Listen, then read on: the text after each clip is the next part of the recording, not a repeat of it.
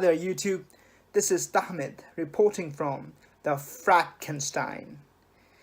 Now you must be wondering what a Frankenstein is. Well, for starters, a Frankenstein is not a man-made myth like a Frankenstein is. That I can assure you. It is very real indeed. It is any person who is freakishly obsessed with sniffing fragrances. To these individuals, fragrances are an integral and essential part of their life. They cannot go about living their life without sniffing fragrances for even a day. That, my friend, is what essentially a Frankenstein is.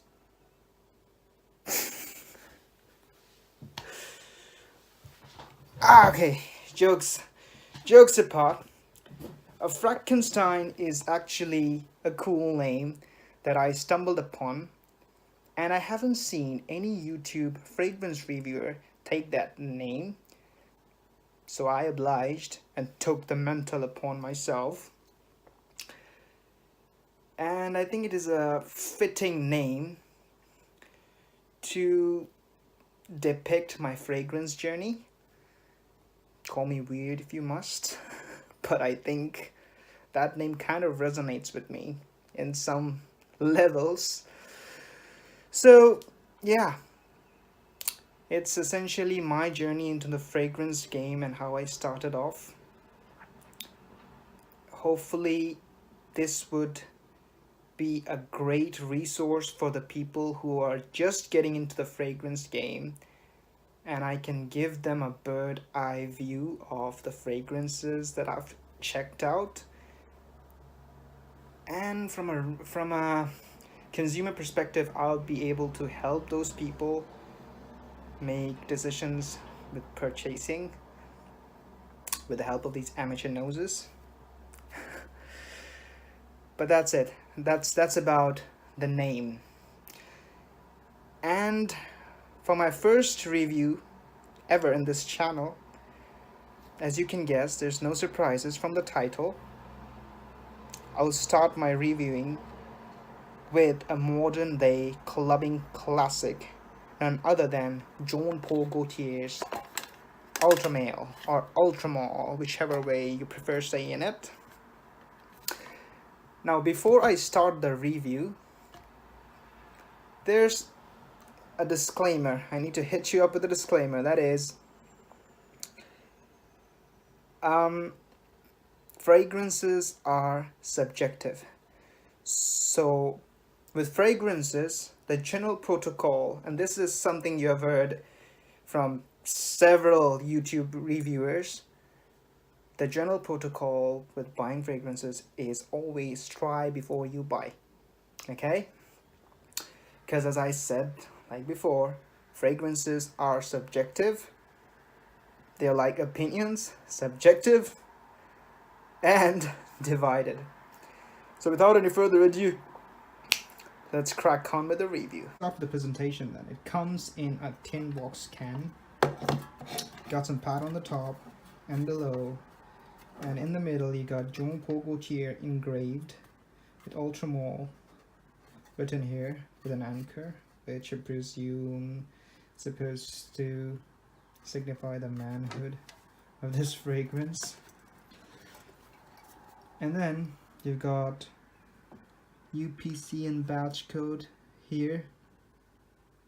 Another info you might be interested in.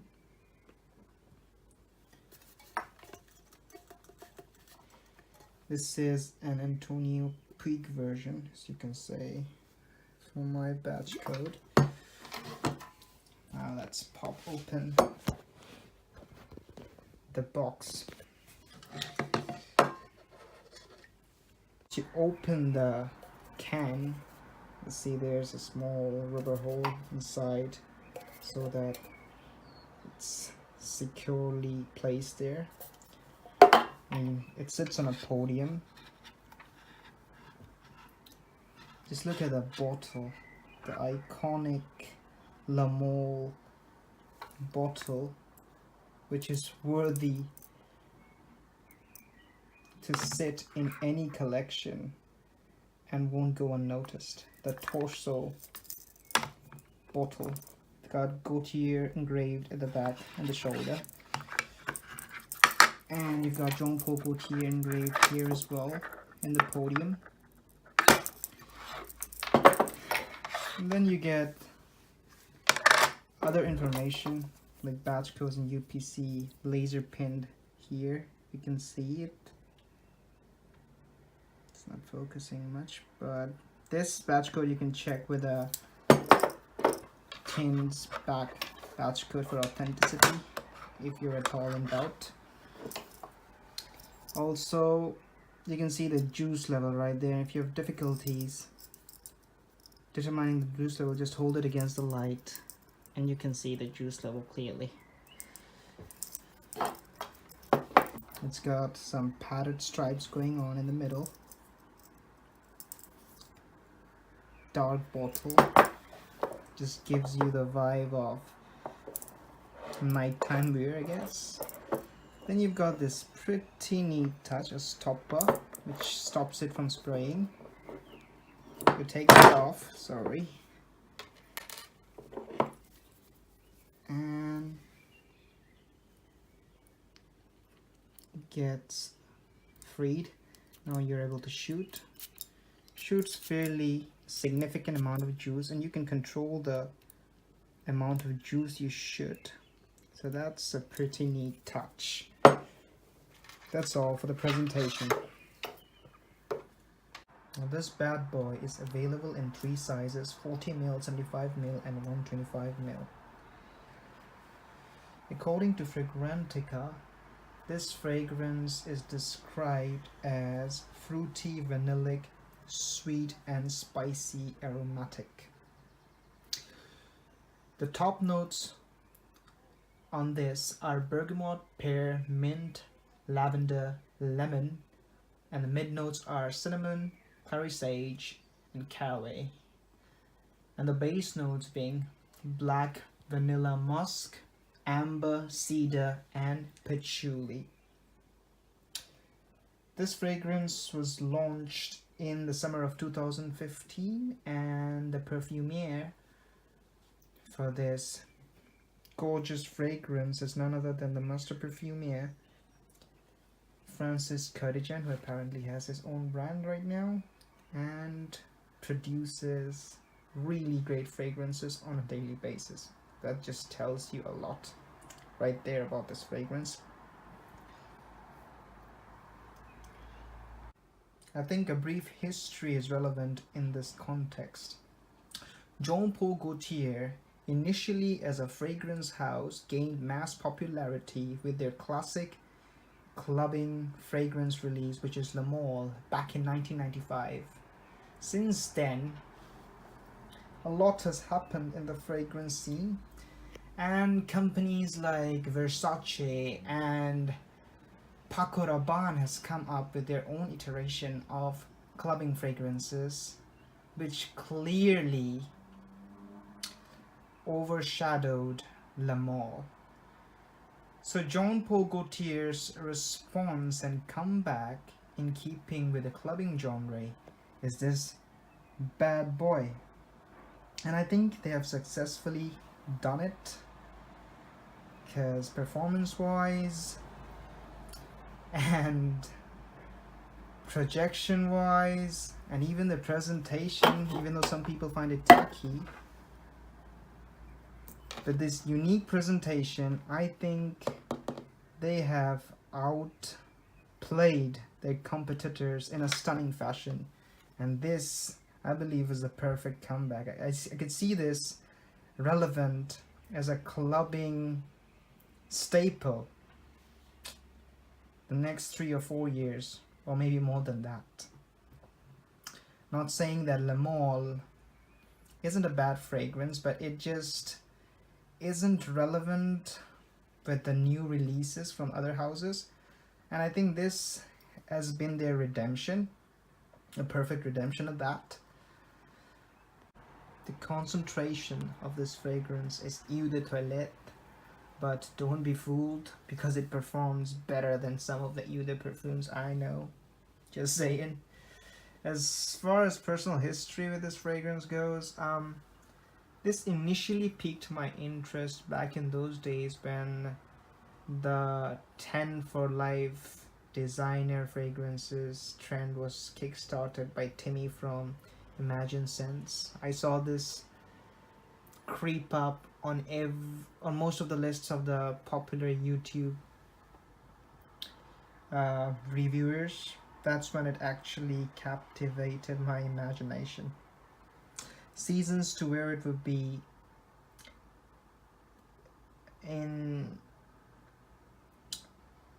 Western seasons, it would be autumn, winter, and maybe spring cooler days. And if it's a hot, humid country like where I'm from, by the way, I'm from Bangladesh, currently residing in UK. In a hot country, I would say to my fellow Bangladeshi people, don't even dare getting this bad boy out on a summer day. You'd be choking people to death, legit. And as far as time of day to wear it, nighttime. I think the color of the bottle gives it away. That's the theme they're going for. Now let's get to the review then. Now that all the initial information is out of the way. So let's spray it and remind myself how this smells. Oh god, this smells so good. Brings back so much memories. One of the reasons why I'm doing this as my first review, because this is actually the first fragrance I got after I got hooked onto fragrances. That's another information right there.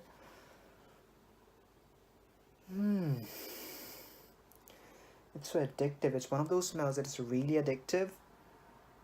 It's sweet, fruity. So it opens up with this juicy pear note along with a mint, and somewhere in the background I can detect the lavender.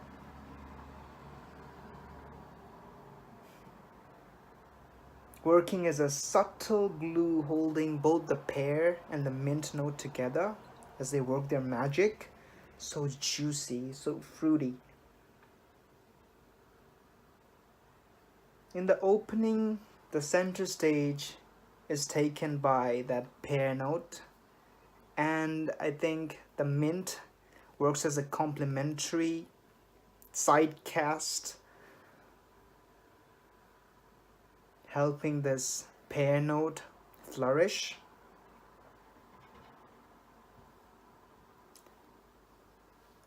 One of my favorite reviewers said that one of my favorite reviewers and one of the best, if not the best reviewer, yes, I'm talking about Mr. Joy Amin. Hey bro, how you doing? Hope you're recovering. He finds this pineapple note here, and I have to agree with him on that. I also find it, although there's no mention of it in the notes listed, but somehow the coming together of all these initial notes gives that pineapple vibe, the juicy pineapple vibe. And this opening actually stays with you for approximately 2 to 3 hours on my skin. I've actually given it a significant amount of wearing to know what the mid notes are. Midway through, you can detect some herbal notes, herbal strokes, probably the caraway. I don't know if caraway is a herbal thing. Sorry about that. Clary sage with nuances of that spice, the cinnamon. This is probably the point of the fragrance where it becomes cozy and people are actually drawn towards you at this point. Yeah, this is where you get lucky, huh? And for the dry down, I've actually sprayed it on a paper and I've let it rest for 2-3 hours actually. I think it hasn't still dried out yet, but I will tell you what I get. Obviously, the vanilla, amber, and patchouli. The sweetness is justified with these notes. Because of these notes, I think. And also the cedar. That stays at the dry down, but prominently you get the vanilla and that amber. That's about it for the fragrance. That's what I get. And it hugs onto your skin so beautifully, projects beautifully. I mean, an absolute value for money if you ask me. So it is a flanker, and flankers generally tend to retain the original DNA. Although it is a flanker of Le Male, I think it is a standalone fragrance and it stands its own ground, its own line. I think it does its own thing. Maybe the lavender that you get initially could give you subtle vibes of Le Male, but not really. This is completely a standalone fragrance and a great fragrance at that. Also, when you think about lavender, you think about powderiness. Lavender is automatically associated with a powdery vibe. You don't get this. You don't get the powdery vibe with this. What you get is a synthetic fragrance, but that is to be expected when you're going for a clubbing fragrance in the designer realm. There's really not any other way to go about it. So I think this is although synthetic, but I think it's a commercial, synthetic, efficient machine that gets the work done. Yeah. Anecdote time. I have so many memories with this. Let's start with this one. When I initially started my journey, I can remember it clearly. It was one warm spring day, the best time to pull on this fragrance, but I did, and I went. And since I live in UK, and London's most fun ride is the tube, so I went into the tube. I was sitting at a corner and I was projecting like crazy. I could feel it. I may have oversprayed that day. And around 5 feet away from me, there was a woman sitting there, and she was just turning her head, trying to detect the fragrance and trying to find out the origin of this fragrance. I don't know if it was annoying her or was she pleasantly surprised. I don't know that. But from my personal experience, what I can tell you is this thing has a head-turning effect. With 1 or 2 spray, you can fill up the whole room. On another occasion, on a night out with my buds, we were at this fancy restaurant. So while we were ordering, there was this cute waitress who was taking our order, and I could remember her taking the order specifically from me, always coming around my side, taking orders, serving, taking the plates out after we had done, and she always came around my side for some particular reason. My friends were convinced that she had a crush on me, but it wasn't the case, because while we were leaving, she was like, Mister, you smell really nice. I really like your fragrance. And that just tells you how much of a head-turning and complimentary factor this has. on a complementary scale, this is just be amazing. You are going to get a head turning effect. You are going to get compliment when you wear this, for sure. There are other stories, personal stories of mine associated with this specific fragrance, but for the purposes of saving time and other interior purposes, I'm gonna skip that. So let's just go into another segment. If I were to describe this fragrance as a guy, I would see a youthful and outgoing and playful person wearing this. If this was a guy, this is the guy that screams for attention.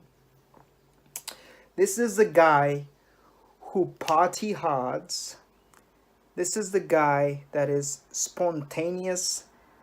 This is the guy who's a playboy and probably gets laid more often than you'd like him to be. Yeah, I said it. This is the fragrance that has that scent profile and that personality. It has its own charisma, if you will. That's why I think the more fitting occasions to wear it is on clubbing. The most appropriate scenario to wear this is clubbing. Age group, I would say 18 to 25. More than 25 could also pull off this fragrance if they have this, if they are young at heart, why not? And if you have a thing for sweet, this is a sweet fragrance with a bubblegummy sweetness. It's borderlining and playing with the gourmand. I'll say it's a gourmand. It's a gourmand territory. Occasion, as I said before, it's strictly for clubbing, night out, maybe dating if your girl likes it sweet, and if you want to get flirty and if you want those attention, there's screams for attention, as I said before. You're gonna get lucky, my friend. If your woman loves sweet fragrances, oh yeah, you're gonna get lucky. Speaking from experience. Alright, anyway, that's about it. But I think this fragrance suffers because of its versatility factor, since it can be worn at very exclusive scenarios like night outs and clubbing. The versatility isn't too good on this. Don't be wearing this in office and closed settings, in schools and whatsoever. This is gonna get you a negative reaction for sure. This is not the place and time for a fragrance like that. So that brings me to the conclusion of this fragrance. I would say this is a mass appealing designer bang for buck. You can never go wrong if you're going for that hangout, clubbing fragrance. This probably serves that purpose all day, every day, forever. Yeah, I'm never getting out of any bottles. I'm never getting,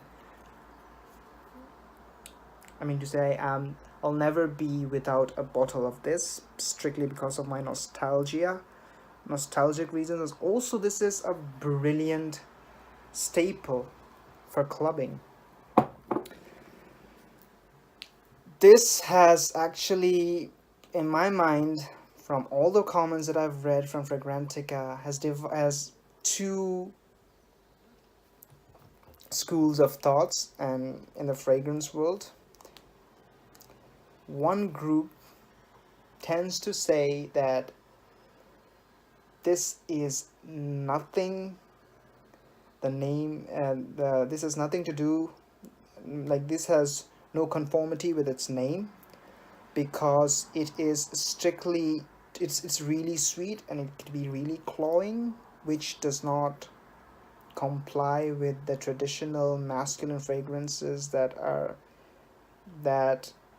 more associated with woody and the barbershop kind of smell, while the other party is fond of the theory that the way we are going now, the modern trend of fragrances kinda leans towards sweetness. Girls seems to like it, and the specific people are of the opinion that if you can pull off a sweet fragrance, you are the man. And I, for one, have to side with the one that thinks the latter. Yeah, that's my verdict. Now that brings me to its rating. For projection, I'll give it 10 out of 10. 4 to 5 hours easy on my skin, and it projects to on a hand, it projects around arm's length, 5 feet. It's something that fills the room up, something of a beast. And for longevity, I will still give it 10 out of 10. 8 to 10 hours on my skin, this scent stays. And for versatility, I'll give it 6 out of 10. Not very many occasions you can see it relevant. So this is where it actually suffers a lot of blow. And overall, I would say 8.5 out of 10. If it were to come up against the recent clubbing fragrances such as Eros and Paco Rabanne's 1 million, this would wipe the floor with those. Easily supersedes those by a mile, in my humble opinion. Yeah, that's about it. Remember, guys, it is never a dull affair to smell good. The Frankenstein. That's Paul.